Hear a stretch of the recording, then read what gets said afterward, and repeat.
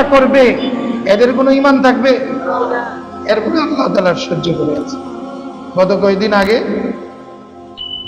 দক্ষিণ আমেরিকার ভেনেজুয়েলার কত বড় ভূমিকম্প হয়ে গেল, 7.6 বা 7 বা 8, 2 দফায় ভূমিকম্প হলো। আল্লাহর গুসায় ভূমিকম্প কোনো প্রাকৃতিক দুর্যোগ নয়, এটাও ঈমান হারা একটা কথা।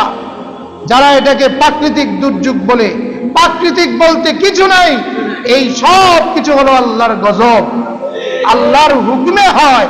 দুনিয়ার কোনো মানুষ এই ভূমিকম্প দেওয়ার মতো ক্ষমতা নেই। মাটিকে ভূমিকম্প তো দূরের কথা, একটা গাছকে লড়াচড়া করানোর ক্ষমতা কোনো মানুষের নেই। বুঝো না বেঈমানের দলেরা, প্রত্যেকে কি হয় বুঝবা, চোখগুলো একটু বন্ধ করো। ফামাহিলিল কাফিরিনা আমহিলহুম রুওয়াইদা। আমার আল্লাহ বলেন, হে নবীজি, আপনি কাফেরদেরকে একটু ঢিল দেন, সুযোগ দেন, এরা অন্যায় করুক, একটু সুযোগ দেন, ঢিল দেন। ইন্না বাতশা রাব্বিকা লাশাদীদ ইন্নাহু হুয়া ইবদিউ ওয়া ইউঈদ ইন্নাহু হুয়া ইবদিউ ওয়া ইউঈদ।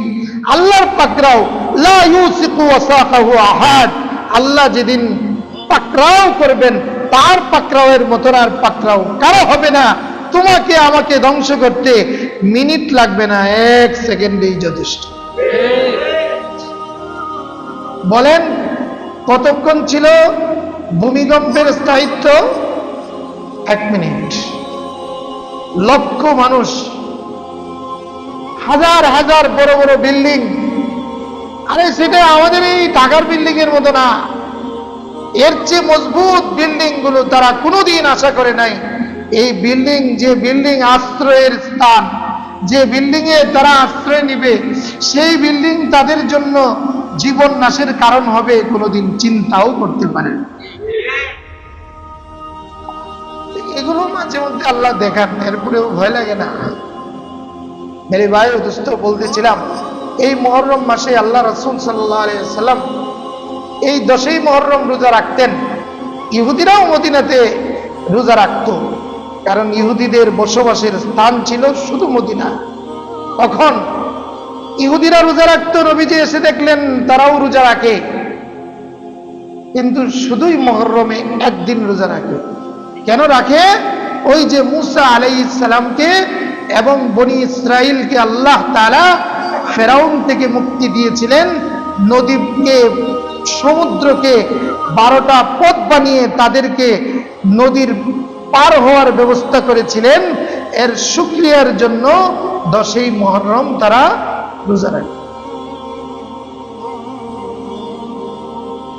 আল্লাহ নবী সাল্লাল্লাহু আলাইহি ওয়াসাল্লাম বলেন, খালিফুল ইয়াহুদ ওয়াল মুশরিকিন, তোমরা ইবাদতের ক্ষেত্রেও ইহুদিদের বিরোধিতা করো এবং তোমরা এই 10ই মুহররমের সাথে আরেকটা রোজাকে মিলায়া নাও। নবীজি আশা ব্যক্ত করেছেন, লাইন বাকিতু, আমি যদি আগামী বছর বেঁচে থাকি, লা আসুমান্না ইয়াওমান ক্বাবলাহু আও ইয়াওমান বাদাহু, তাহলে অবশ্যই 10 তারিখের সাথে আরেকটা দিন রোজা আমি রাখবো, হয়তো আগের দিন অথবা পরের দিন। 9 দিন, অথবা 9, 10 অথবা 10। আচ্ছা বলুন তো দেখি, নবীজি ইবাদতের ক্ষেত্রে কাদের বিরোধিতা করেছেন? আর আজকের মুসলমান 10ই মুহররম আসলে কি ধরনের ইবাদত বন্দেগী করে? আজকে শিয়া নামে যাদের জন্য আমরা খুব কান্নাকাটি করি, মুসলমান বলে দাবি করি, এই শিয়া জাতির ইতিহাস আমরা জানি না। 10ই মুহররম আসলে আহলে বায়াতের ভালোবাসায় তারা একেবারে মত্ত হয়ে যায়, দুনিয়াতে আরেক কারবালা বানিয়ে ফেলে। এই হুসনি দালানে আজকে গিয়ে দেখেন কি অবস্থা, এই কয়দিন ধরে কি অবস্থা করতেছে। তারা তাদের নিজেদের ছুরি দিয়ে তাদের ভাইকে রক্তাক্ত করে কারবালার ময়দানের পরিবেশ কায়েম করে। নাউজুবিল্লাহ, একটু আসতে বলেন, আসতে বলেন। কারণ আমাদের চিন্তা চেতনার ভিতরেও শিয়া কৃষ্টি কালচার ঢুকে গেছে। নিউজ লেটার নামে একটা পত্রিকা আমাদের এই শিয়াদের পক্ষ থেকে বাংলাদেশে ছাপানো হয়। অনেক শিক্ষিত ব্যক্তিরা, অনেক মসজিদের মধ্যেও পর্যন্ত তাদের নিউজ লেটার শিয়া মতবাদের তাদের আকীদাগুলো, বিশ্বাসগুলো এদের প্রচারের জন্য আমাদের মসজিদেও এই নিউজ লেটারগুলো দিয়ে যায়। মোহাম্মদপুর, এটা পাকিস্তান পাড়া বলে,